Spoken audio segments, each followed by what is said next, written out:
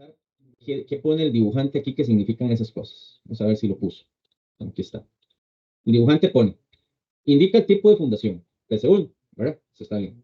Indica el nivel de desplante en base al nivel de piso terminado. Entonces, eso es el nivel de profundidad, ¿verdad? Al cual hay que excavar. ¿Para poner qué? Pues poner el lastre compactado, el sello concreto pobre, la placa y terminar de cerrar, ¿verdad? Con 2 o 3 hiladas de profundidad. Y indica el número de detalle y el número de lámina. Entonces nos está diciendo que está en el detalle 2, en la lámina 12, el detalle como tal, ¿verdad? Entonces si nosotros nos vamos a buscar, la lámina 12 precisamente es en esta, en la que estamos. Entonces el detalle está en la misma lámina.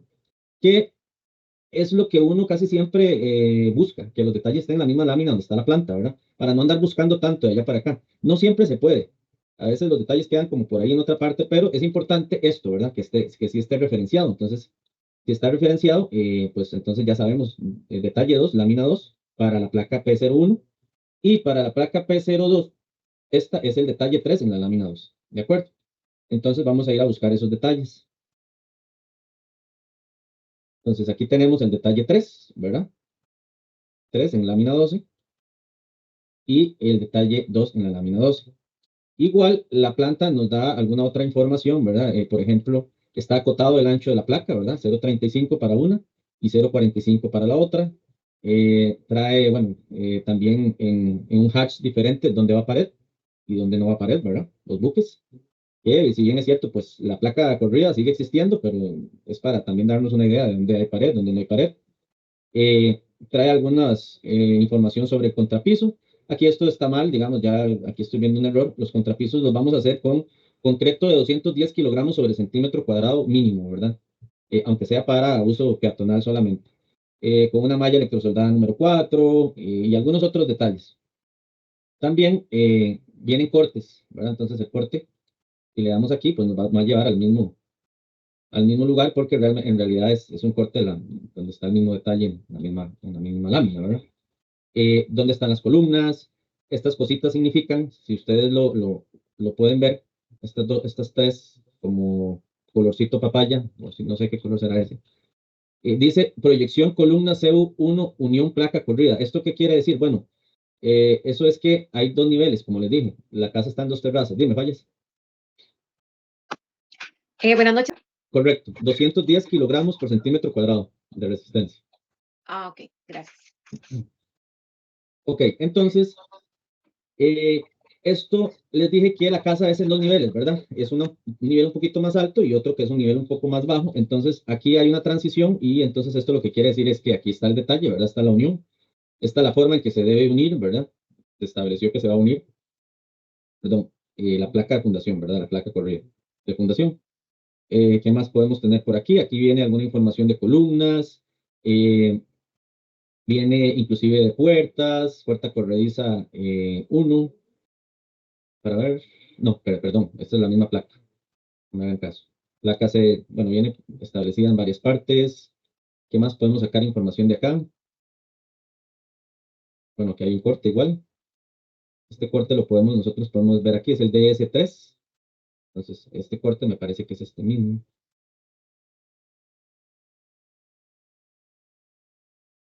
DS3 es este, ¿verdad? Entonces, si yo quisiera ver en corte, aquí tengo, ¿verdad? Para ver especificaciones, etcétera, etcétera. Entonces, ¿qué vamos a necesitar para calcular la placa corrida? Bueno, obviamente las dimensiones de las placas, cantidades de acero, eh, básicamente, y longitud de la placa, obviamente, ¿verdad? Entonces, aquí tenemos todo, ¿verdad? Aquí tenemos en estos dos detalles, tenemos esa información y ya vamos a ir a ver al Excel cómo podemos programar la hoja para que nos ayude lo más que se pueda, ¿verdad? Aquí lo que nosotros estamos trabajando en el curso, y se lo dije desde un inicio, es una herramienta a la cual podamos tener acceso a todo, por eso de hecho, para esta vez no voy a usar Revit, porque muchas veces no todos lo tienen, entonces no es la idea, ¿verdad? Que unos sí lo tengan y otros no. Vamos a tratar de basarnos solamente en lo que tenemos y en las cuotas que tengamos, ¿verdad? Las medidas que tengamos a disposición. Y si no las tenemos, ver cómo hacemos, ¿verdad? Cómo nos la jugamos. Hacer ingeniería un poquito, hacer un poquito de malabares, porque esa es la idea. Así es como también se mueve mucho en la calle. Entonces, bueno, aquí tengo un detalle. Aquí quiero que, digamos, pongamos bastante atención al detalle. Este detalle lo tengo en Paint para poder dibujar. Y aquí al otro lado tengo, vamos a hacerlo, lo voy a hacer con una columna. Lo voy a explicar como tipo columna. Los principios son parecidos. ¿Por qué? Porque al final de cuentas es una estructura cuadrada o rectangular que lleva varillas longitudinales, o sea, en la dirección de la longitud, y lleva aros o estribos, como lo llaman en otras partes, ¿verdad? Entonces, el principio para montar la hoja es muy parecido, casi el mismo, ¿verdad? Porque necesito calcular, ¿qué necesito calcular? Varilla, cantidad de varilla, en número 2, número 3 o número 4, necesito calcular cantidad de concreto, y en la fundación no es tan requerido la cantidad de formaleta, pero sí en las vigas y en las columnas. Entonces, por eso vamos a verlo como tipo columna, lo vamos a explicar. Imagínense que esa placa corrida no está hacia allá, sino que está puesta así, levantada, y es tipo columna, ¿verdad? Y ahí vamos, así vamos a explicar un poquito las fórmulas. Entonces, bueno, ¿qué necesito para iniciar? Si yo aquí tengo varios tipos de placas, ¿verdad? Necesito varias columnitas para los tipos de placas diferentes. Voy a tener de estas columnitas tantas como tenga, como tipos de placas tenga, ¿verdad? Entonces puedo tener, no sé, ahí puedo ir metiéndole y metiéndole al Excel. Lo que nosotros tenemos para calcular es muy sencillo porque va a venir uno, dos o tres tipos de placa diferente. Pero si ya yo tengo una casa muy grande, ¿verdad? Una casa muy grande, no sé, a veces se les ocurre hacer casas de 3 pisos con una piscina en el tercer piso. eh, Esa ocurrencia va muy ligada a la cantidad de dinero que se tenga, obviamente, muy grandes, en terrazas, etcétera. Entonces, en un plano podemos encontrarnos 10 tipos de placas diferentes, ¿verdad? Con 10 arreglos diferentes de acero y formas diferentes, inclusive, y ahí sí hay que trabajar un poquito, digamos, como en el Excel y modificarlo y todo el tema. Pero aquí, bueno, es muy sencillo. Es una placa rectangular. Un momento,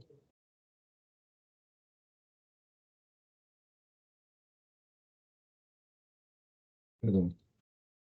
Es una placa rectangular que dice que mide 45, ¿verdad? Esta es la PC2, 45 centímetros de ancho por 20 centímetros de alto, y lleva 4 varillas número 3 a cada 60, perdón, 4 varillas número 3 grado 60, y aros número 2 grado 70 a cada 20 centímetros.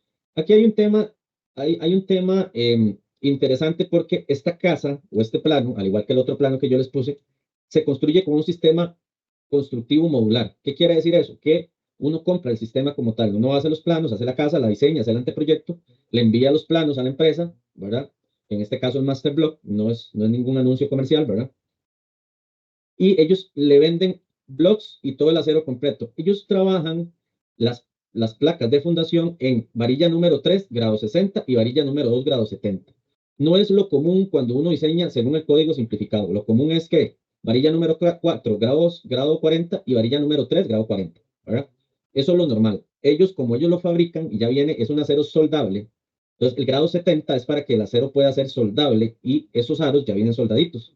Lo que pasa es que no es lo típico. Entonces vamos a calcularlo como si fuéramos a comprar el acero y nosotros mismos fuéramos a hacer en el sitio todas las canastas, ¿verdad? Todas las placas, columnas, etcétera. Entonces acá vamos a cambiar varilla número 3 por varilla número 4. Vamos a ponerlo por aquí para que nos quede. Sí, dime, fallas. Profe, y si no se utiliza ese sistema constructivo, si se hace en bloque convencional, hay que hacer todo el cálculo, ¿verdad? A como viene en el plano. Ajá, es así como, por eso voy a hacer estos cambios, para que lo Ujú. hagamos como si fuera como si lo estuviéramos diseñando según el El código plano. simplificado. Ujú. Ah, ok. Sí, porque estos sistemas, otros sistemas sí cambian un poquito la varilla y algunas cosillas, ¿verdad? Ajá, más que todo, exactamente, el acero, el Ujú. block, los blocks son diferentes tamaños, la forma, el proceso constructivo, etcétera. Exacto. Pero lo vamos a trabajar como si fuéramos, como si estuviéramos trabajando varilla número 4 y número 3. Por eso las puse aquí, bueno, no se ve tanto en realidad. Vamos a ponerla como más, ¿sí? Y aquí, número 4. Y en ese caso sería grado 40, lo típico, ¿verdad? Y grado 40.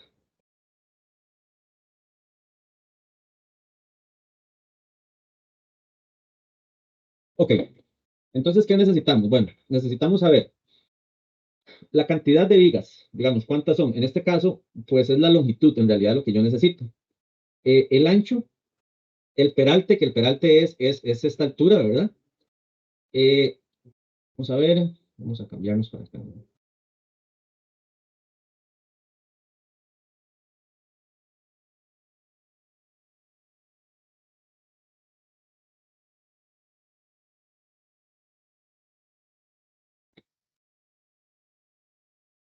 Ok, voy a necesitar la longitud de la placa, el ancho de la zanja, ¿verdad? Voy a necesitar el espesor de la excavación, cuánto necesito excavar, eh, el espesor del relleno, aquí nuevamente el ancho de la placa para lo que sea encofrado y el espesor de la placa también, etcétera, etcétera. Entonces aquí vamos a ir viendo qué es lo que vamos a calcular.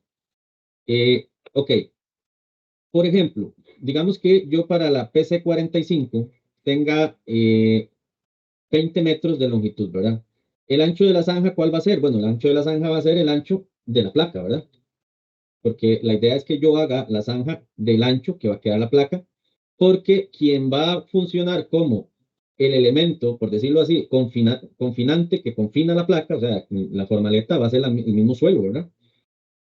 Una práctica, yo diría que una buena práctica, que ya debería ser una práctica obligatoria, ¿verdad? Pero de momento es buena práctica porque no es obligatorio, es que el área donde va la placa se forra con plástico negro, ¿verdad?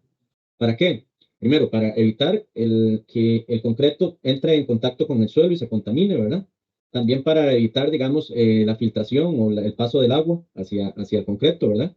Y que se confine de una manera más uniforme, para que no quede así como todo irregular. Entonces, generalmente, tengo un mensajito, vamos a ver qué será, alguien que acaba de entrar, bueno, tras un rato. Entonces, es una buena práctica que debería cambiar de buena práctica, como les digo, hacer algo obligatorio porque es para cuidar también la integridad de la placa como tal. Y el espesor de excavación es la suma de toda la profundidad que yo necesito, ¿verdad? Entonces aquí, vean que nosotros tenemos 15 centímetros de lastre compactado, ¿verdad? Una capa de 15. Esto es muy común hacerlo en las fondos de placa, ¿verdad? Para por lo menos tener 15 centímetros de una plataforma estable, ¿verdad? Y no cimentar sobre el suelo exactamente. Esto va a ir muy en función la rigidez del suelo, ¿verdad? Si son suelos muy sólidos, son suelos muy duros, esto se puede obviar. Se podría eliminar esa capa de 15 centímetros y no poner lastre. Esto es para darle estabilidad a suelos que tienden a ser un poquito más blandos, ¿verdad? El sello de concreto pobre, que es de 5 centímetros, se utiliza básicamente para proteger la placa, el fondo de placa, del daño por humedad, ¿verdad? Si está lloviendo, si estamos construyendo en invierno, ¿verdad? Pues sellar. ¿Para qué? Para que, digamos, si se hace pozo y todo eso, no afecte el suelo o no afecte el fondo de la placa sobre la cual va a ir el concreto, ¿verdad? Ya el concreto como tal más los 20 centímetros, aquí llegamos ya a 40, ¿verdad? De la placa como tal, más 50 que son dos hiladas enterradas de 20 cada uno, ¿verdad? Recuerden que el bloque es de 20 de altura, más 10 centímetros de, del piso, ¿verdad? De la losa de piso. Tenemos en total 90 centímetros, ¿verdad? Entonces nosotros pondríamos aquí 90, perdón, 0,9 porque eso está en metros, ¿verdad? Es importante tener cuidado aquí con las unidades porque si no sale una abominación. Esto es muy sencillo, ¿verdad? El espesor, perdón, el volumen de excavación va a ser el ancho de la placa por su altura, por el largo, ¿verdad? Eso, así es como se calcula un volumen normalmente, ¿verdad? Ese va a ser el volumen de excavación. Por 1.2, ¿por qué 1.2?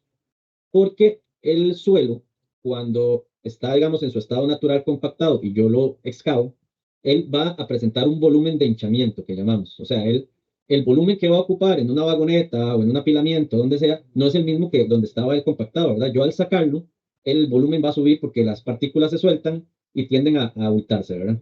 Entonces, si yo excavo, por ejemplo, si yo le quito a esto el 1.2, no solo por uno, por ejemplo, me da 8,10 metros cúbicos, ¿verdad? Eso fue lo que yo excavé, lo que quité. Pero lo que me va a quedar para transportar va a ser 9,72. O sea, va a haber un 20% de hinchamiento del material, ¿de acuerdo? Eso es variable, ese 20%. Sin embargo, se usa mucho el 20. O sea, es como un dato que se utiliza generalmente, ¿verdad? Hay suelos que podrían expandirse más y hay suelos que podrían expandirse menos, eso depende del suelo. Pero por convención, digámoslo así, generalmente son 20%. Entonces, para poder tener un volumen real de bote, yo debo multiplicarlo por el 20%, ¿verdad? Eso es importante. Ahora, vamos al relleno lastre compactado. El relleno lastre sería lo mismo. Bueno, lo mismo no. Sería eh, los 20 metros, que eso sí es lo mismo, por los 45 del ancho, pero esta vez, ¿por cuánto? Por 15 centímetros, ¿verdad? De espesor. Estos 15 yo sí se los meto aquí para poder tener esto. ¿Y por cuánto? Por 1,2. ¿Por qué por 1,2? Porque lo que yo voy a necesitar rellenar en volumen, en espacio, es 1,35 metros cúbicos. Pero para poder cumplir con eso, necesito comprar un poquito más porque yo lo voy a comprar suelto, ¿verdad? Entonces, como yo lo compro suelto, yo tengo que volverle a aplicar el factor de abultamiento. ¿Me entienden esa parte? Sí. Yo necesito 1,62 suelto para poder compactar 1,35. Falles, dime. Profe, eso es como un desperdicio o algo así, no. No, es que no es un desperdicio como tal. Es que usted, como usted lo compra suelto, se lo echan en la vagoneta suelto. Cuando usted lo Ajá. compacta, ¿qué pasa? Él se va a hacer más Así se pequeñito. baja, se reduce, sí, correcto, Ajá. sí. Entonces no es que se desperdicia, sino que al compactarse usted tiene que aplicarle ese mismo factor, pero a la inversa. Es como cuando usted lo saca, está compactado, pero necesita multiplicarlo para saber cuánto va a botar. Cuando usted Okay. sabe lo que va a meter, lo necesita multiplicar para saber cuánto tiene que comprar para la hora de compactarlo, que le quede, que le llene bien. Si no, se le va a quedar corto, ¿verdad? Ok, ok. Entonces, Profe, perdón, ¿y eso usa un porcentaje particular o cómo se calcula? no, como les acabo de mencionar, eso depende mucho del suelo, pero por convención se usa el 20%, por convención. Uno podría decir que los materiales granulares, por ejemplo, yo podría inclusive usar menos, porque el material granular cambia menos su volumen de compactado a suelto. Es el material granular, cuando hablo de granulares me refiero a bases, lastres, etcétera. Son menos susceptibles al cambio de volumen cuando se compactan. Entonces puede ser que usted pueda multiplicarlo por 10% y le alcance, pero para un tema también de desperdicio, de que tal vez la excavación no es la misma, en algunas partes quedó más grande, en otras partes quedó más profunda, entonces el 20% está bien para que no nos haga falta, ¿verdad? Y Ok, profe, ese otro tipo de material, que si hay que meter el 20%, ¿cómo lo llamaríamos? ¿Material qué? cohesivo, material cohesivo. Cohesivo. Ujú, correcto. Cohesivo, entonces sería como Los la materiales cohesivos tierra. son los suelos que son arcillas y limos, suelos cafés en su mayoría, con algún poquito de arena también, tal vez. Y los ah, materiales granulares son materiales más rocosos, arenas, gravas, más de ese tipo. Perfecto. Fallas. Sí, correcto, profe, gracias. Ah, no, pero es que hay otro Sí, hay otro fallas. falla, sí. Ok, Sí, ok. Ahora fallas somos dos mata. fallas. Sí, es que no estuve presente en la primera elección. Mucho gusto a todos. Ahora somos dos fallas. ¿Cuál es el manejo para este tipo de rellenos y de material cuando está húmedo, cuando está de lluvia? Ok, ¿a qué te referís con el manejo? Igual del 20%, porque es diferente el volumen cuando está mojado. Sí, correcto. Vamos a ver. Cuando usted lo excava, ¿verdad? Él tiene una condición natural, ¿verdad? Una condición natural. Cuando usted lo saca ya suelto, él va a tender a aumentar un material cohesivo un 20%.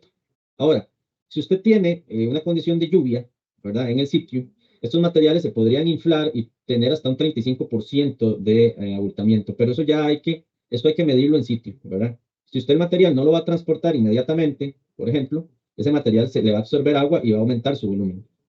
Pero la condición de compactado a suelto, ¿verdad? Normalmente de inmediata es de 20-25% de materiales cohesivos, ¿verdad? Entonces, el mejor manejo sería para el material de bote, es botarlo en el instante, ¿verdad? Es excavar y botar, para evitar ese hinchamiento extra del material cuando está lloviendo, ¿verdad? Y que te salga más cantidad de viajes, digámoslo así. Ahora, el material granular no es tan susceptible al cambio de volumen por agua. Generalmente, su hinchamiento no es muy representativo. Él no absorbe tanta agua. O sea, él absorbe agua, pero no cambia su volumen. Fonseca. El plástico, vamos a ver, el plástico funciona específicamente y técnicamente hablando, se llama barrera de vapor. Se utiliza también en los pisos. Funciona como una barrera de vapor y como un aislante entre el suelo, ¿verdad? Que Ujú, el suelo y el concreto no es una buena mezcla porque es una contaminación que se puede dar cruzada. Entonces, como para aislar la zona. Pero ujú. no es que esté mal. O sea, si usted no lo pone, no hay como mucho problema ahí, pues de la placa. Recuerde que la placa no tiene que adherirse a nada. La placa no trabaja por fricción ni por fuste ni nada. La placa trabaja por capacidad de soporte. Ella está sobre el suelo y eso es lo que trabaja. Ella no necesita adherencia con nada y mucho menos con suelo, que es un material, ¿verdad? Cohesivo, que no aporta nada. Hay casos, ¿verdad? Como en los pilotes, micropilotes o pilotes grandes que trabajan por fuste, por fricción, que ahí sí tiene que haber una fricción entre el elemento. Pero aquí no hay necesidad de que haya, digamos, adherencia de ningún tipo. Aquí esto funciona por capacidad de soporte. Es un área, que es una fuerza distribuida en un área que se está ahí encima nada más, ¿verdad? Entonces, no hay necesidad, digamos, que esté en contacto con el suelo. Más bien todo lo contrario. Si usted lo puede aislar, por eso dije, y lo dije al principio y lo aclaré, es una buena práctica que para mi criterio debería ser obligatorio, pero no es obligatorio, ¿verdad? Entonces, no es que si no lo pusieron, pues que esté mal tampoco, ¿verdad? Nosotros sí lo hacemos siempre, y es algo muy económico. O sea, si fuera Sí, en que realidad. este tipo de recubrimientos asfálticos para un tema de impermeabilización se recomienda mucho cuando usted le queda una pared de un lado habitable y del otro lado queda retención, porque Correcto. esa humedad te va a empezar a joder, esa humedad sí te va a empezar a joder y se va a ver al otro lado con cristalización y se van a ver silicatos y se va a ver este polvito blanco y todo ese tema que empieza a salir la humedad al otro lado. Entonces Correcto. a este lado de retención se recomienda no solo eso, inclusive yo recomendaría poner plástico también, una membrana plástica adherida donde ya la haya un corte por humedad y que al lado habitable no se te pase. Inclusive el lado habitable yo para curarme aún más en salud, pondría un dry coat, una pintura 3 en 1, ¿verdad? Impermeabilizante, también pintura, ya pintura normal, ¿verdad? De acabado. Sí, correcto. Ajá, pero que sea impermeabilizante, elastomérica y todo el tema. Lo que pasa es que eso sí ya es un poquito costoso, ¿verdad? Un galón de eso cuesta 30.000 colones y no 15.000 o 20.000, ¿verdad? O más, inclusive. Sí, claro. Pero sí es importante, continuamos, muchachos. Entonces, el volumen de relleno de lastre nos queda en esta cantidad, ¿verdad? Ahora, nosotros consideramos yo específicamente en este presupuesto, yo consideré un mínimo de encofrado. ¿Por qué? Porque muchas veces en las placas de fundación, muchas veces la placa no queda así cortada como con láser, perdón, la excavación, no queda cortadita como con láser, ¿verdad? Entonces, en algunas partes tenemos que meter una formaleta, ¿verdad? Para ayudarle a que la placa mantenga su tamaño y su forma, ¿verdad? Entonces, por ahí se le saca una pequeña cantidad de encofrado, ¿verdad? Entonces, para poder meter formaleta en ciertas partes, contener el concreto en alguna parte que quedó fea la excavación, poder darle una línea, etcétera y evitar obviamente que se nos gaste mucho concreto, ¿verdad? Porque a veces, digamos, por alguna razón viene la excavación y se empieza a venir el terreno un poquito, entonces ya se hace un hueco grande y eso no lo vamos a llenar con concreto, ¿verdad? Es muy caro, entonces ahí poner una formaleta. Entonces yo consideré aquí un poquito formaleta, ya esto se los dejo como a criterio de ustedes. Sería bueno siempre considerar como un mínimo. Aquí simplemente, pues, de lo que se saca es la longitud, ¿verdad? El ancho de la placa hay que ponerlo bien, digamos 0,45, ¿verdad? Que teníamos en este caso. El espesor es 0,20 y entonces aquí lo que hace es que calcula los metros cuadrados de cada capa, ¿verdad? De cada lado por 2. Y aquí dice que son 8 metros cuadrados que se requeriría de formaleta. Ya a la hora de pasar a la plantilla base, ahorita lo vamos a ver conforme nos devolvamos a la plantilla base, regresemos, nos devolvemos, que en la plantilla puede ser que en las hojas como tal o en la plantilla base estén las conversiones y los rendimientos para lo que son materiales, ¿verdad? Ahorita lo vamos a ir viendo. Ok, acero longitudinal. ¿Cuál es el longitudinal? Bueno, aquí, ¿verdad? Debería decirlo. No lo dice, ¿verdad? En algunos casos no lo dice, nada más dice 4 varillas número 4 de grado 40. Estas entendemos que son estas 4, ¿verdad? Que son las longitudinales. Entonces, aquí, digamos, yo debo poner, en este caso, yo pongo la cantidad de varillas. Este filtrito, bueno, uno lo hace ahí con Excel, ¿verdad? Esto se hace con validación de datos, ¿verdad? Entonces uno llega y uno escoge la varilla. Aquí yo escojo la varilla, ¿verdad? La número 4, va a llevar longitudinales. Y yo pongo la cantidad de varillas. Son 4. Ok. La longitud de la placa, que yo la necesito, la estoy jalando de arriba, de donde yo la puse, ¿verdad? Los traslapes es muy importante. Vamos a ver el tema de los traslapes. Resulta que, como algunos de ustedes ya deben saber, cuando yo tengo varillas de acero, digamos que esta es una varilla, vamos a ponerle color diferente, pero es la misma. Y esta es otra varilla, ¿verdad? Traslapadas, o sea, se me termina una y empieza la otra. Entonces, aquí hay una longitud de traslape que llamamos nosotros, ¿verdad? Es una longitud de traslape que es este pedacito de acá, ¿verdad? Ella tiene que quedar traslapada acá. La norma ACI 318 dice que, dependiendo del tamaño de la varilla, así tiene que ser la longitud de traslape. Entonces, si yo tengo una 3/8, que es la misma número 3, ¿verdad? O una de media, que es la número 4, entonces, por ejemplo, para 3/8 necesito 45 centímetros de traslape. Para media necesito 60 centímetros de traslape.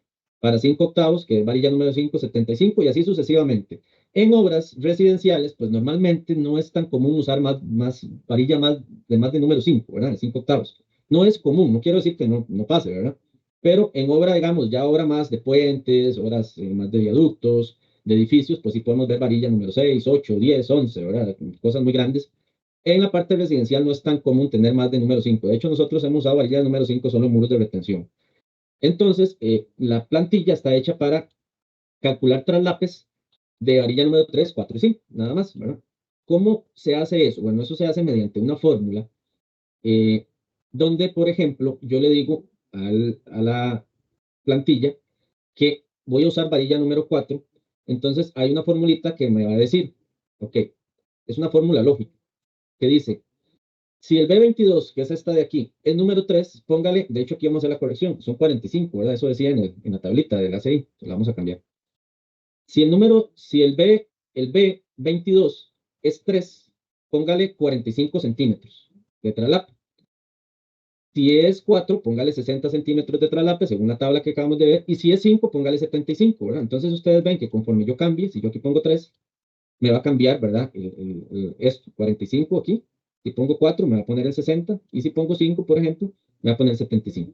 Entonces, ¿qué ocupamos aquí? Bueno, varilla número 4, entonces tendríamos un traslape de 60 centímetros. Este número 10 representa el porcentaje de la varilla que yo no voy a tener, o sea, que yo voy a perder, por ponerlo de alguna forma, ¿verdad? No es que la pierdo, sino que es que la ocupo para traslaparla, ¿verdad? Entonces yo eso lo debería contabilizar. Mi varilla ya no va a medir 6 metros. ¿Cuánto mediría mi varilla? ¿Cuánto es lo útil de mi varilla?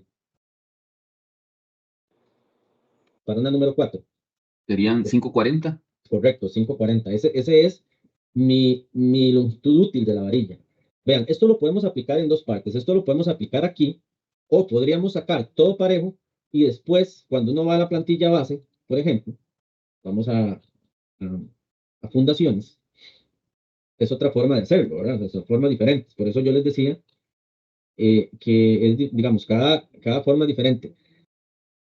Puede ser que entonces yo aquí saco los metros completos, ¿verdad? Y entonces yo le digo que el rendimiento mío, ¿verdad? Es de 5,4 por varilla.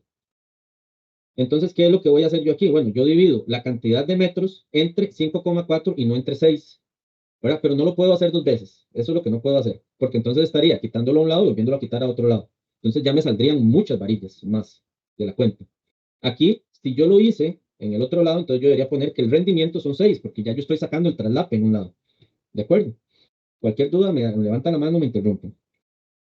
Entonces, creo que es más fácil, digamos, por el tema de que aquí es una, estoy aquí, que aquí es una digamos, ecuación un poquito, digamos, compleja, por decirlo así, que es un bichazo en Excel, pues no va a tener problema, pero si no, digamos, somos muy ágiles en Excel, tal vez no es tan sencillo meter una ecuación de estas, entonces lo podemos hacer de la otra forma. O sea, sacamos todos los metros, el 100% de los metros que vamos a ocupar, y después decimos que si es varilla número 3, mi rendimiento es de 5,55 cada varilla. Si es varilla número 4, 5,4 y así sucesivamente. Si es varilla número 5, 5,25 por varilla, porque tengo que descartar ese pedazo del traslape, ¿de acuerdo?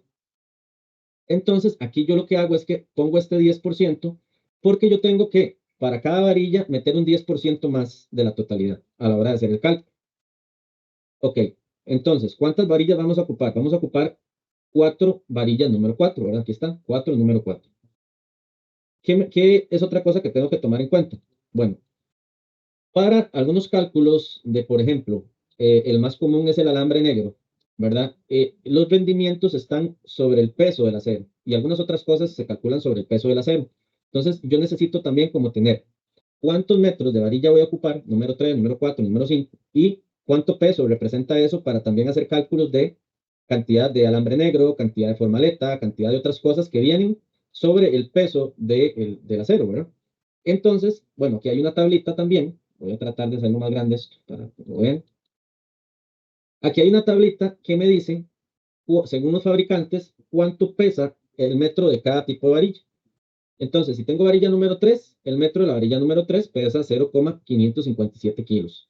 El peso de la varilla número 4 es casi 1 kilo, ¿verdad? 0,996 el metro, ¿verdad? Y de la 5, 1,560 y así sucesivamente, ¿verdad? Hasta varilla número 12. Me dice cuánto es el peso. Esto ya está estandarizado realmente. O sea, cualquiera de los fabricantes tiene que cumplir porque eso es por una norma. Entonces tiene que cumplir ese peso muy parecido, ¿verdad? Más o menos, pero casi no miento. Entonces, aquí también yo meto, bueno, aquí está una formulita muy parecida a la anterior que dice que si es número 3, métale este peso, que si es número 4, métale este peso, si es número 5, métale este peso. ¿Para qué? Para que yo pueda, una vez que tengo los metros totales, ¿verdad? Poder tener los kilos totales de la varilla. Entonces, ¿cómo saco los metros totales de la varilla? Bueno, recuerden que son 20 metros de placa, ¿verdad? Esos 20 metros ya los calculamos nosotros con el plano, ya los medimos. ¿Por cuánto? Por 4 varillas que van rectas, ¿verdad? Longitudinalmente a la placa. Por 1 más, ¿por qué 1? Porque yo estoy multiplicando 1 más el porcentaje más de varilla que necesito para poder completar esos 20 metros, porque tengo traslapes, entonces yo voy a perder eso. Si lo voy a perder a la hora de ponerlo, necesito sumarlo para comprar la varilla completas totales, ¿verdad? Que no me haga falta. Entonces lo que hago es prácticamente sería multiplicar por 1.10, pero como no siempre es 10%, ¿verdad? Entonces yo no le puedo poner 1.10, sino que le pongo 1 más lo que me dé aquí, que esto va a variar dependiendo del número de varilla, ¿verdad? Si yo le pongo varilla número 5, esto me va a variar a un 13, ¿verdad? Entonces cuando ya yo abro esta fórmula es 1 más esto de aquí. Entonces sería como meterle ese porcentaje adicional que se va a llevar cada varilla en el traslado. Esto me va a dar, señores, como resultado 88 metros de varilla número 4 para 20 metros de placa, ¿verdad? Voy a ocupar 88 metros y los kilos es muy simple, es simplemente multiplicar los 88 metros por lo que pesa cada kilo, cada metro, perdón, de esa varilla número 4, que es como les dije, es casi 1 kilo, entonces casi son 88 kilos, también anda muy parecido. Ok, ¿entienden esta parte? Sí. Aquí, digamos, lo que yo buscaría es que ustedes hagan algo parecido. No tiene que ser igual, ¿verdad? Pero que hagan algo parecido para calcular, ir metiendo esto en su Excel. Dime, fallas. Ok, entonces, eso es con respecto a las varillas que van de forma longitudinal, ¿verdad? Recuerden. Ahora, transversalmente, los aros, cuando hablamos perdón, de diseño simplificado, aquí hay que hacer como una diferenciación, diseño simplificado, vamos a tener los aros normalmente a lo largo de toda la placa o a lo largo de toda una viga o a lo largo de una columna a un distanciamiento igual, siempre.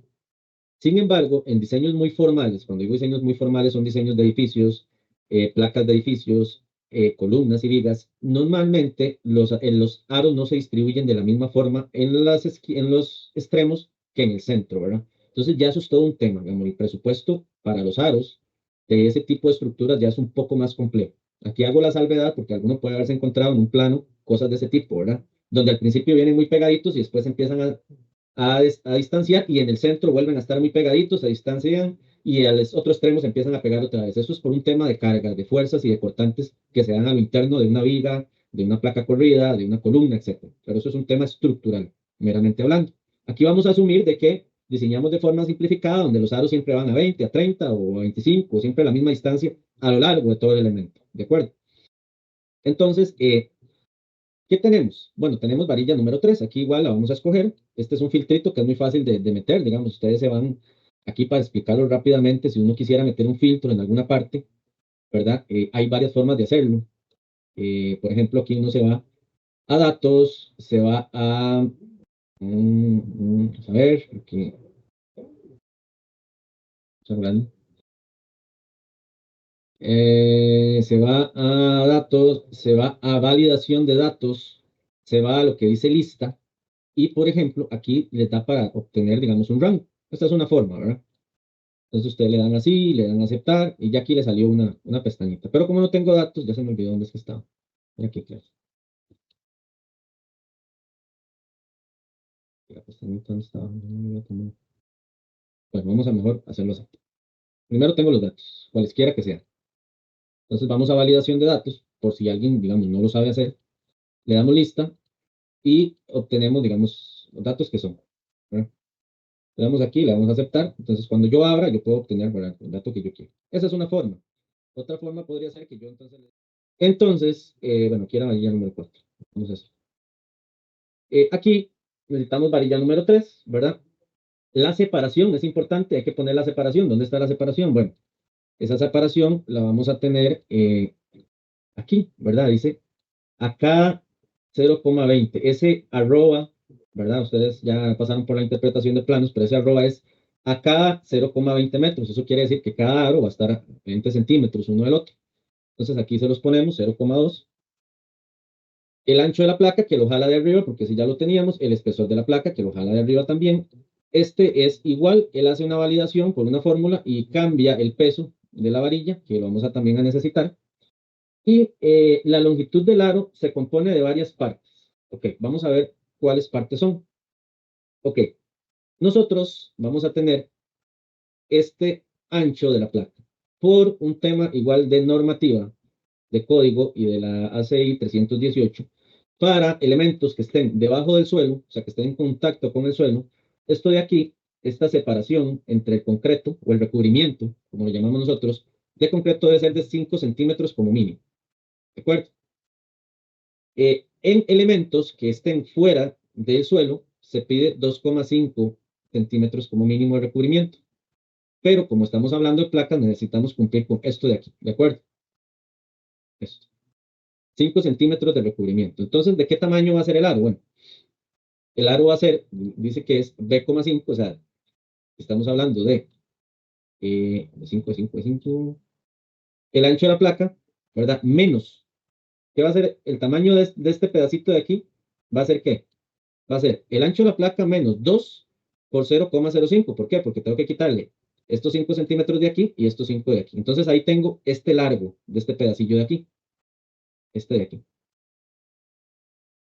¿Por cuánto? Por 2. Porque tengo dos pedacillos, ¿verdad? Uno arriba y otro abajo. Entonces es este 2 que está aquí. Más 2 por, ¿cuánto va a ser este pedacillo de aquí?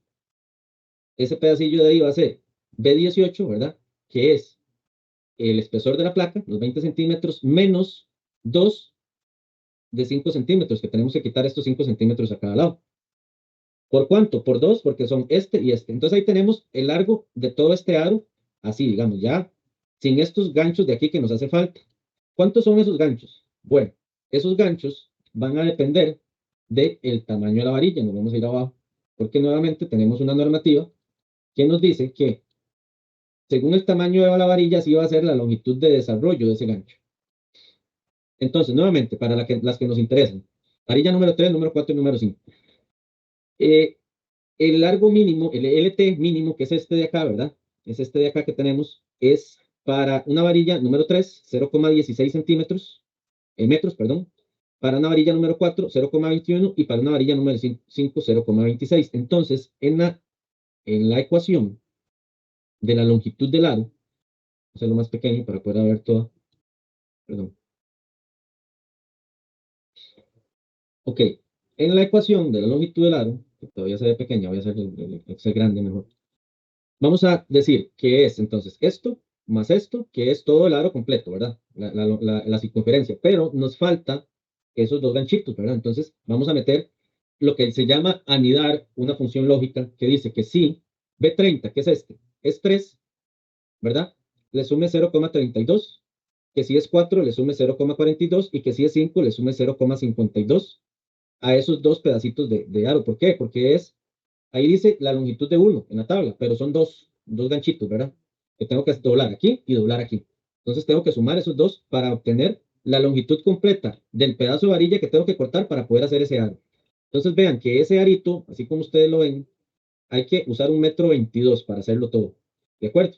Para poder completar ese aro hay que hacer hay que cortar pedazos de 1,22 m. Ahora, eso es por cada aro. ¿Cuánto es la longitud total? La longitud total va a ser el tamaño del aro por, vamos a ver, B31, los 20 metros, ajá, dividido entre la separación, ¿verdad? Que son la cantidad de aros, más 1. Siempre se le pone 1 más 1 porque uno empieza a contar lo que uno está contando de separaciones. Realmente, cuando ustedes dividen el largo total entre la separación, ¿qué sacan? Cantidad de separaciones, ¿verdad? Pero los aros va a ser un aro más siempre, ¿verdad? Entonces, ese 1 se lo sumamos al final. ¿Cuántos aros son? Son 20 metros entre 0,20. Esas son las cantidades de aros. ¿Por cuánto? Por lo que mide el aro, más 1, ¿verdad? Vamos a sumarle siempre 1. Entonces, necesitamos 123 metros de varilla, ¿de acuerdo? Ahora, estas no llevan traslapes, ¿verdad? Esto es simplemente cantidad de aros, cantidad de varilla, y se fue. Lo vamos a multiplicar por el peso, ¿verdad? El peso de una varilla número 3 del metro es de 0,557 kilogramos, ¿verdad? Y esto nos da 69 kilogramos. Hasta el momento vamos sacando longitudes y pesos de varilla para esa placa de 20 metros que tenemos ahí, ¿verdad?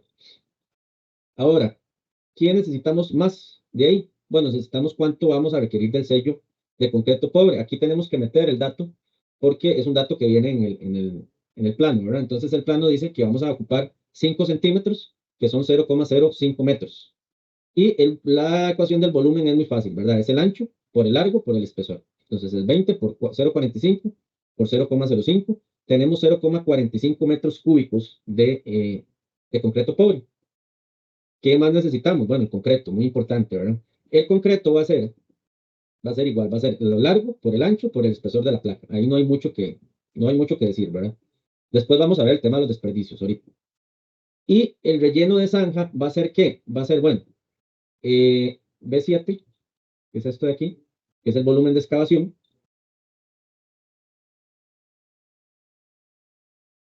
Permítanme un momento.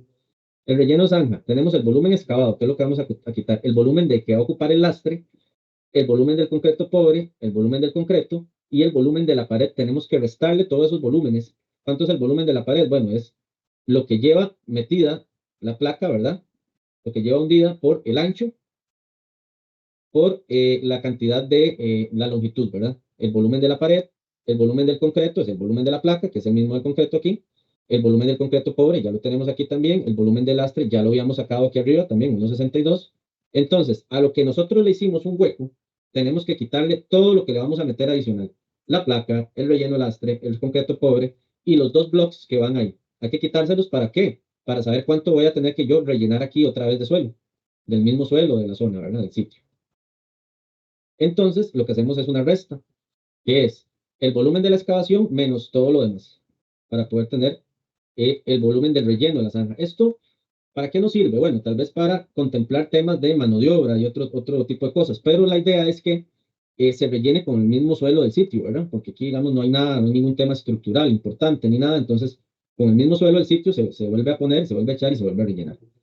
El área del contrapiso, esto, digamos, lo vamos a ver más adelante, realmente no lo vamos a sacar de aquí.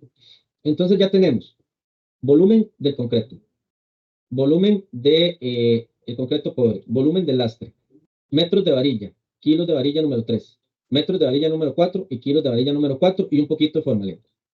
Entonces tenemos una tablita resumen, ¿verdad? Para efectos de esta hoja, como son varias placas, yo lo que hago al final es una sumatoria, ¿verdad? Yo aquí voy a sumar, por ejemplo, todos los volúmenes de excavación para cada placa, ¿verdad? Aquí yo tengo placa 4, placa 7, varios tipos de placa, los sumo al final. Igual para los volúmenes de relleno, ¿verdad? Con lastre. Y así, todas las cantidades yo las voy sumando, las puedo ir sumando aquí al final para después tener nada más una tabla de resumen. Igual para las varillas, ¿verdad? Si es el caso, ¿verdad? Que fuera varilla número 2, número 3, número 4, número 5. Puede ser que por ejemplo, para el acero longitudinal, puede ser que tenga una placa que lleva acero longitudinal número 3, pero tenga otra que lleva número 4 y otra que lleva número 5. Entonces, para esa placa, yo voy a tener tres tamaños de varilla. Número 3, número 4 y número 5. Puede ser que para los diferentes tipos de placa lleve aros, lo más normal es que sean siempre número 3, pero puede ser que por algún tema lleve aros número 4. Lleva mucho cortante, lleva un tema de muchos esfuerzos cortantes, entonces lleva una varilla mayor. Entonces puede ser que aquí en aros tenga varilla número 3 y 4. Varilla número 5 ya está muy difícil, ¿verdad? En una casa. Primero, ¿quién va a hacer un aro con una varilla número 5? ¿verdad? una construcción de una casa. Obviamente sí se hacen a nivel ya de construcciones grandes, ¿verdad? Y hay una máquinas especiales. Pero manualmente, ¿quién va a doblar? Si casi no se puede doblar una 4, ahora una 5, imagínate. Entonces no es lo normal, realmente. Igual todas las sumas del concreto pobre, del sello pobre, del concreto y del relleno de zanja vienen aquí y todas las estamos jalando acá, ¿verdad? Eso es una tablita resumen de esas placas que tenemos ahí, sea una, sea dos, sea tres tipos. Esta es ya la tabla resumen. Entonces, ¿cuánto se va a excavar? Aquí, digamos, hay unos datos que no son los mismos porque aquí yo tengo, digamos, otros números, ¿verdad? Si yo no quisiera, obviamente, meter nada aquí, y aquí pongo 0, 0, 0, y aquí se va todo. Podría poner 0, 0, 0, para que no me calcule nada más de lo que estoy calculando. 0, 0, 0, 0, 0 y 0. Entonces aquí ya no debería tener más que la única placa que hemos calculado, 20 metros. Resumen, 9,72 metros cúbicos de excavación, 1,62 de lastre, 8 metros cúbicos de cuadrado de encofrado, 124,5 metros de acero número 3, 88 metros de acero número 4. Para aros necesito, ok, no, aquí hay algo extraño. Aquí no lo está sumando. Puede ser que no esté jalada la formulilla hasta el final, ¿ves? No estaba jalada hasta aquí, entonces por eso no lo calculado. Ahora sí. Entonces, acero número 3, 124 metros, 88 metros de acero número 4, kilos, 69 de acero número 3, 87 número 4, sello concreto pobre, 0,45 metros cúbicos, concreto 6,2 y relleno de zanja 4,65 metros cúbicos. ¿Para qué es que calculamos el peso, en este caso del acero? Bueno, es algo tan sencillo, para lo cual hay que hacerlo, pero bueno, y tenemos que hacerlo si queremos un buen presupuesto, es para calcular cuánto alambre vamos a necesitar. Entonces, el factor que yo uso o se usó en este presupuesto para calcular el alambre negro es 0,04 por kilo de acero. Eso es lo que vamos a llevar, 0,04 kilos de alambre negro por kilo de acero colocado. Entonces, se suman los dos pesos del acero, ¿verdad? Acero número 3 y acero número 4, y se multiplica por 0,04 para sacar los kilos de alambre. Ahora, eso solamente para esos 20 metros, ¿verdad? Porque se ve poquillo, se ven 6 kilos, se ve muy poco, pero eso es para esos 20 metros, ¿verdad? Si en una casa normal vamos a tener ciento y resto metros de que le dan vuelta a eso, y con solo que yo cambie eso aquí arriba, con solo que yo cambie esto, pongo 100, por ejemplo, las cantidades se me van a disparar un montón, ¿verdad? Si yo me voy a la tabla de resumen, vea que ya son 31 kilos de esto, ya son 340 kilos de esto, ya son 612 metros, 4, o sea, todo me va a cambiar con solo que yo cambie la longitud, todo en la tablita de resumen, ¿verdad? Porque la longitud obviamente va a aumentar todo, excavación, concreto, etc. Entonces digamos que nos equivocamos y no eran 20 metros, eran 100, ¿verdad? Qué equivocación, pequeña equivocación, ¿verdad? 120 era, digamos, se nos fue un número, un 1 se nos fue, 120. Entonces esto es lo que voy a tener como resumen en cantidades todavía no comerciales, ¿verdad? Bueno, algunas sí son comerciales. Ya esto es en kilogramos, así se compra en la ferretería, ¿verdad? Kilogramos de alambre negro. Y algunas otras cosas, pues sí están ya en metros cúbicos de lastre, etc. Ahora, en la plantilla base, que es donde ya vamos acomodando todo eso, lo que yo hago es jalar esa información, ¿verdad? Yo la jalo de la hojita donde está, ¿verdad? Entonces, es en la 2, F62, está la excavación, digámoslo así. Esto normalmente, la excavación, ¿cómo se maneja? Como un subcontrato, no está aquí. Aquí tenemos materiales, ¿verdad? Materiales y mano de obra. Unidad, cantidad, rendimiento, unidad de rendimiento, cantidad, unidad, precio unitario y precio total. Pero como esto rojito, yo normalmente lo manejo como un subcontrato, yo lo meto más adelante aquí en la tabla. Ustedes tienen lo que llamamos subcontratos. Entonces, el bajo, lo que sacamos fueron, tenemos igual, tenemos la cantidad, digamos, de excavación para los cimientos, que eran 58,32 metros cúbicos. Eso cambió porque le cambié la longitud, ¿verdad? Obviamente. Entonces, lo que yo tengo para el bajo es un rendimiento de 14 metros cúbicos por hora, ¿verdad? Entonces, si yo multiplico eso, voy a ocupar 4,17 horas, más o menos, ¿verdad? Igual, los viajes, como yo no tengo relleno, todo es bote, ¿verdad? Estoy asumiendo que todo es bote, aunque una parte, normalmente en la vida real, uno la deja en el proyecto porque necesita volver a rellenar, es una pequeña parte realmente, mucho hay que botarlo. Entonces, de esos 58 metros cúbicos en viajes de 7 metros cúbicos, son 9 viajes. Entonces, en la parte de subcontratos, yo meto el costo, ¿verdad? 17,000, póngale en 20,000, digamos ahorita, 20,000 ahora, y 25,000 puede, este costo, y tal vez los que saben de esto me pueden corregir si me equivoco, puede variar muchísimo, ¿verdad? Porque depende de la distancia que la que esté el botadero, depende de, bueno, en algunos casos le cobran a uno hasta el botadero, le dicen, por el botadero le cobro 100,000 pesos más, no sé. Entonces esto puede variar por viaje, puede ir desde esto hasta 50,000 colones, inclusive 40,000 colones. Nos han salido a nosotros. No sé. Entonces ya aquí esto depende mucho del sitio, de la persona que les dé el servicio, de un montón de cosas. Podemos poner, no sé, 30,000 colones. Ya este precio, como les digo, esto es a cotizar logísticamente, la idea sería que sea una persona de la zona, ¿verdad? Si está en una zona de La Juela, está en la zona de Cartago.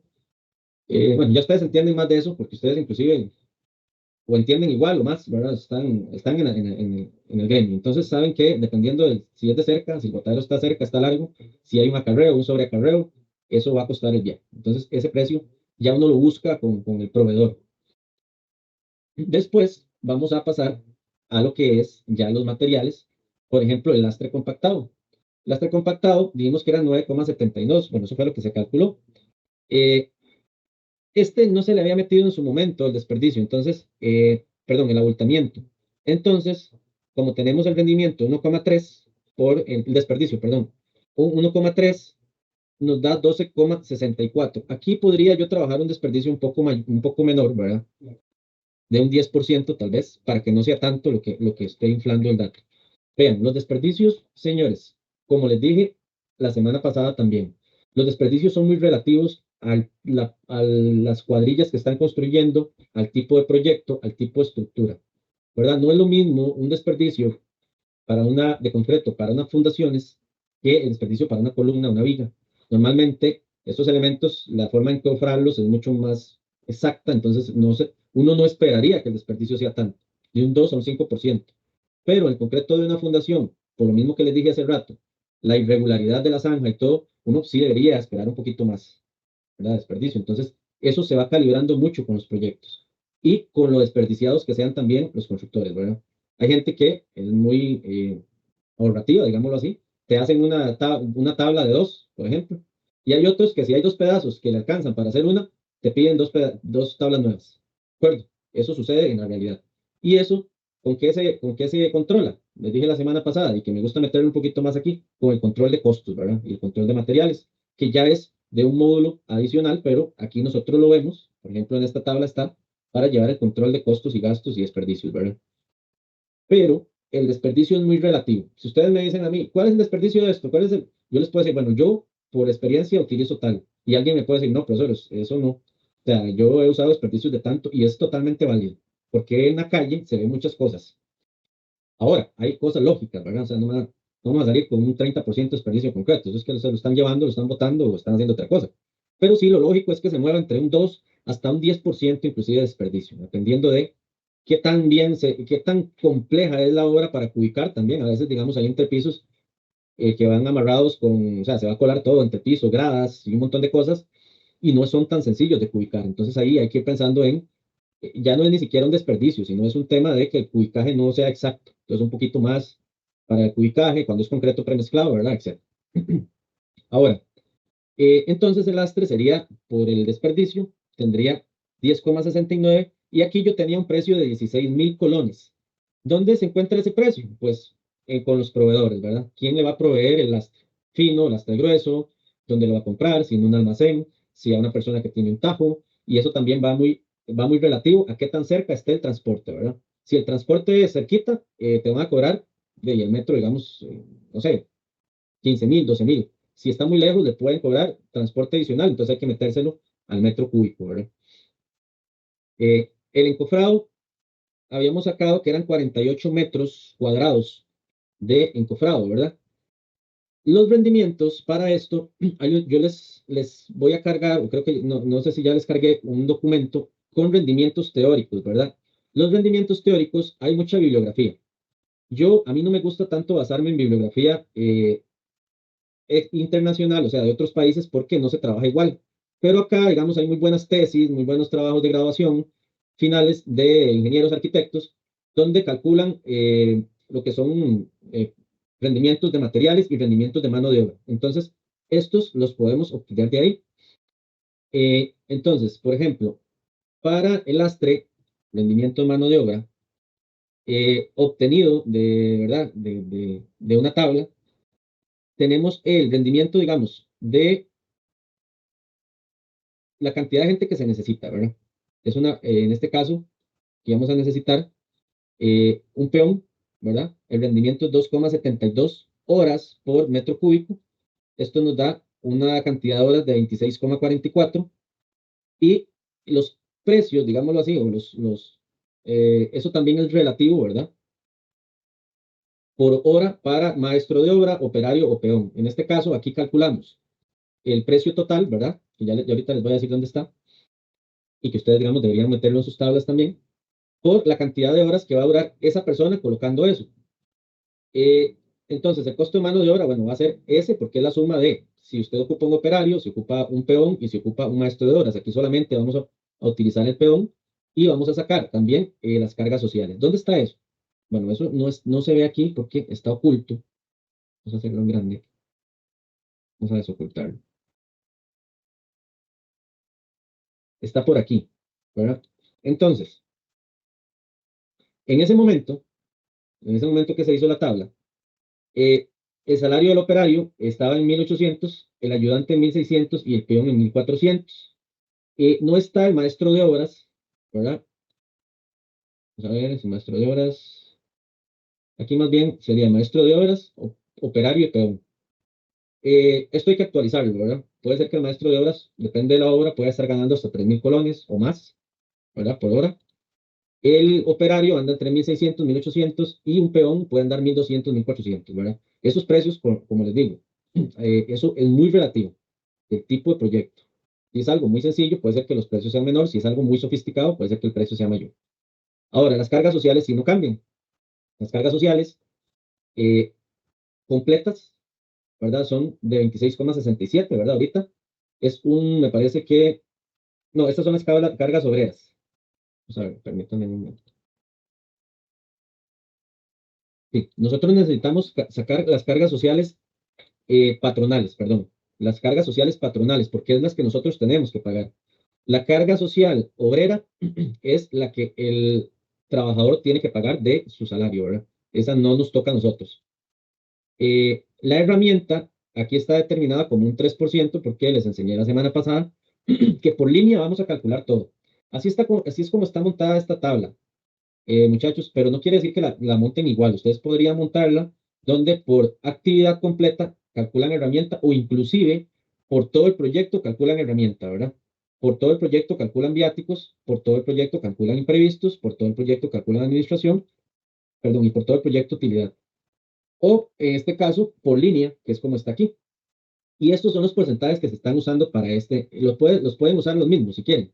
Aquí, digamos, sí, es un tema que va mucho también igual a una serie de temas que uno tiene que valorar. Fonseca. ¿Cuál sería el criterio para valorar la herramienta? Ok, el criterio para la herramienta, bueno, hay varios criterios en bibliografías. Dentro de las que nosotros hemos consultado, bueno, está ese 3%, puede ir de un 2 a un 5% por ahí, pero son criterios como muy abiertos en realidad.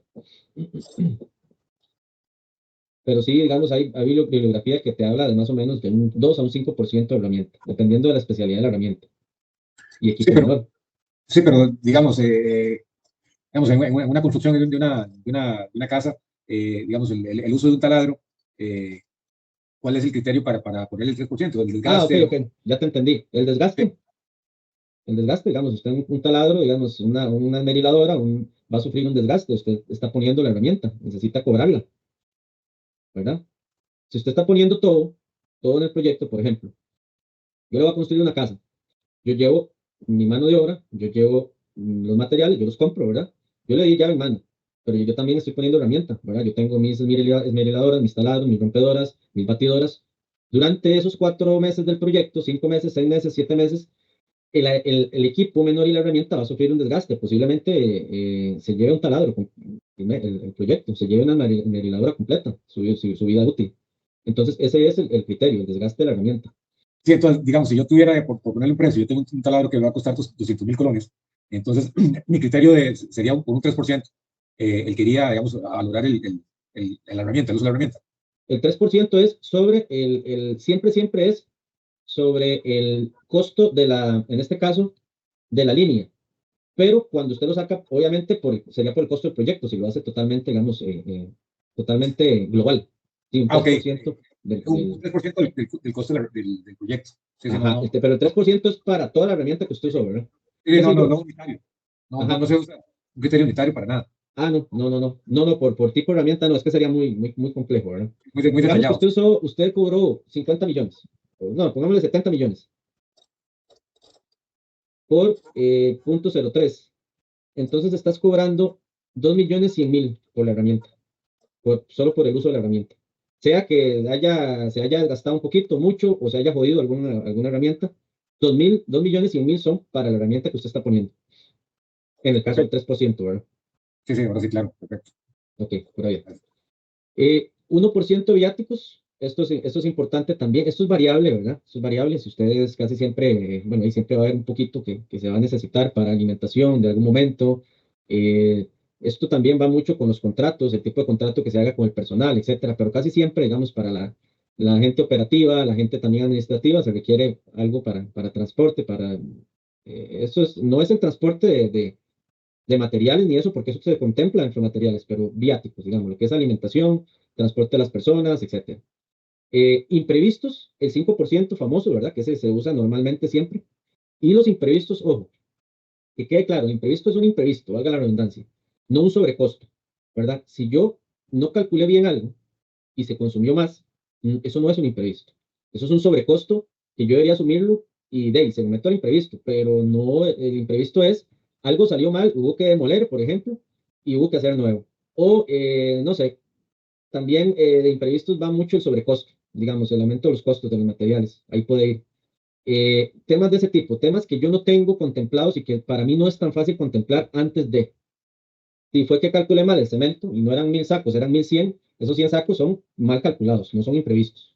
Puede que yo lo consuma ahí y ahí lo solvente, pero el imprevisto es algo que para mí es casi imposible determinar antes de empezar. Dime, José. Si hay una modificación que quiera hacer el cliente durante la construcción, ¿se considera como un imprevisto o una hora extra? No, porque eso se cobra. Si el cliente quiere hacer una modificación, usted debe cobrársela, tanto la mano de obra como el material. Ok. Eso se trabaja, digamos, ya administrativamente como un adendo al contrato, como una orden de cambio, digamos. Y eso no es un imprevisto porque digamos, no es algo que le va a impactar a usted, usted solo cobra, 100%, usted cobra, inclusive se le hace hasta una tablita y no sabe cuánto va a costar eso además, ¿verdad? Sí. Qué sé yo, quiere poner una ventana adicional o algo así, bueno, la ventana cuesta tanto el material y la mano de obra, y eso usted lo va a cobrar, eso no lo va a perder, por decirlo así. Entonces no es imprevisto. Administración, la semana pasada, voy a repasarlo rápidamente. La semana pasada les comentaba que hay varias formas de trabajar los proyectos. Puede ser por administración, puede ser por dirección técnica o puede ser por llave mano. Normalmente, la administración es, y de hecho aquí está en un porcentaje, pero la administración debería poder calcularla bien, no por un porcentaje, sino inclusive por exactamente cuánto va a ser. Por ejemplo, aquí arriba, ustedes aquí lo tienen. Un asistente administrativo, 2 meses y va a ganar 420.000, 26.000 por mes. Un ingeniero residente, bueno, residente no, un ingeniero que haga visitas, 2 meses y va a ganar 600.000 colones por mes, ¿verdad? Por las visitas, ¿verdad? Etcétera. Entonces, esta es la administración del proyecto. Esto es lo que va a costar administrar el proyecto. Los planos, aquí se pueden poner más cosas realmente. Los planos, no sé si hay alguien que está como otro asistente contable, control de costos. Todo esto se puede sacar como administración del proyecto. ¿Qué es la administración del proyecto? Y lo vamos a ver al final cuando veamos, es un costo indirecto, realmente. Es un costo indirecto, ¿por qué? Porque este asistente, este ingeniero y este arquitecto no están solamente trabajando en este proyecto, estos están trabajando para la empresa, pero ven varios proyectos, nada más que para cada proyecto hay que cargarle un poquito, ¿verdad? A cada proyecto hay que cargarle un poquito de lo que ellos ganan. Entonces es un costo indirecto. y se llama costo por administración. Y la utilidad es lo que, después de todo esto, ¿verdad? De que yo hago, y gana todo el mundo su sueldo, ¿verdad? Gana el operario, maestro de obras, gana el ingeniero, se compran los materiales, se hace la casa, se pagan los subcontratos, se hace todo. ¿Cuánto quiero ganar yo de ese proyecto? Porque, digamos, hasta el momento, lo que yo me gané, si yo soy el ingeniero o soy el contratista, es el sueldo. No he ganado, digamos, una utilidad todavía. Eso es lo que yo gané por las horas que le he invertido a hacer, a construir, a comprar materiales, a pagar planillas, etcétera, ¿verdad? A hacer las visitas, a llenar bitácoras, a hacer cálculos, a resolver. Eso yo lo estoy ganando por ese tiempo que estoy invirtiendo. Eso para mí no es utilidad. Hay que hacer una diferencia entre utilidad y lo que uno está ganando por la dedicación al proyecto, que puede ser de un tercio de tiempo, un cuarto de tiempo, medio tiempo, no sé, depende del tamaño del proyecto. Y eso va en la administración. Pero yo todavía no me he ganado como el administrador del proyecto, no tengo todavía utilidad. Aquí es donde viene la parte de la utilidad y ese sí es un porcentaje sobre el costo total. Entonces, si yo tengo que el costo total de todo, lo que anteriormente dije, materiales, mano de obra y administración es 50 millones, yo me quiero ganar 10% de utilidad. Entonces, esa utilidad van a ser 5 millones. Cuando el proyecto termine, si todo me salió como yo lo pensé, a mí me deberían quedar 5 millones de colones libres. ¿Verdad? Es un 10%. El CEFIA tasa que como mínimo sea un 12%. Lo que pasa es que en este mundo competitivo, ¿verdad? Hay que tener cuidado con ese 12, ¿verdad? Yo no puedo tampoco tirarle muy alto porque podría dejar de ser competitivo yo, ¿verdad? Con precios de otras empresas. Entonces, esa utilidad, si bien es cierto, aunque el CEFIA dice que debe ser mínimo un 12, yo, pues no les estoy diciendo que se brinquen eso, ¿verdad? Pero debería tener cuidado, ¿verdad? Ya sea que entonces pues yo diga, bueno, no, voy a usar 12% de utilidad, pero voy a bajarle los imprevistos a un 3. Entonces, de la utilidad, pues entonces le tiro para no pasarle por encima, digamos, a eh, lo que dice el CEFIA y los aranceles mínimos. Entonces, eso sería, repito, en un mundo ideal, lo que yo quisiera ganar en el proyecto. Ahora, la realidad muchas veces es que no me queda ese 8% ni ese 10% de utilidad, ¿verdad? ¿Por qué? Porque se me vuelan los imprevistos, sobrecostos, desperdicio, demasiado desperdicio, y que los presupuestos no son infalibles. Puede ser que algo no haya calculado bien, etcétera, ¿verdad? Entonces, eso se va diluyendo. Ahí ya hay un juego de la administración, del contable del proyecto, los costos, etcétera. Pero esto es lo que normalmente uno mete por ahí, ¿verdad? En las partes de indirectos y costos directos también.